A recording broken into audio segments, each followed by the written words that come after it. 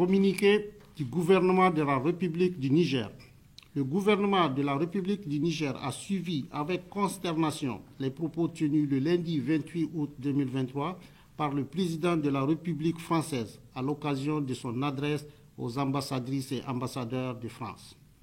Ces propos constituant une ingérence supplémentaire flagrante dans les affaires intérieures du Niger, le Conseil national pour la sauvegarde de la patrie et le gouvernement tiennent à faire les observations suivantes.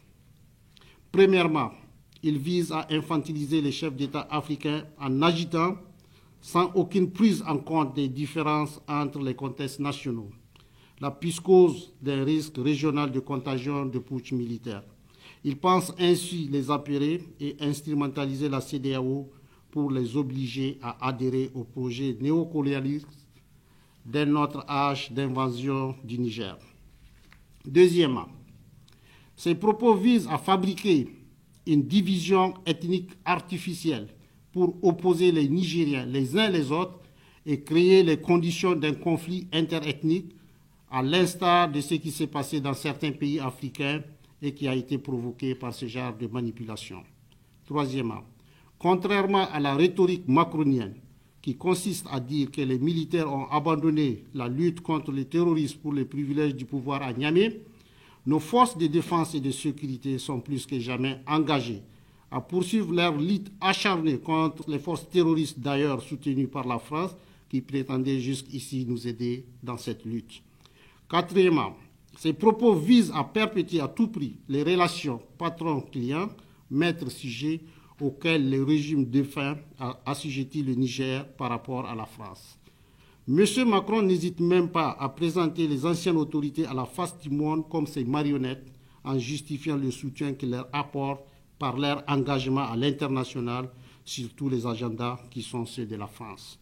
Ce qui prouve, si besoin en est, que le régime défunt était bien au service d'un agenda étranger au détriment des intérêts du Niger. Ni les Africains, ni le peuple nigérien, ni même le peuple français ne sont dupes.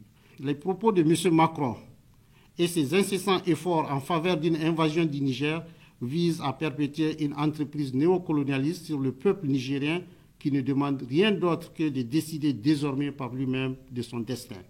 Ces propos inattendus de la part d'un chef d'État n'apportent rien à la recherche des solutions rationnelles aux différends qui nous opposent.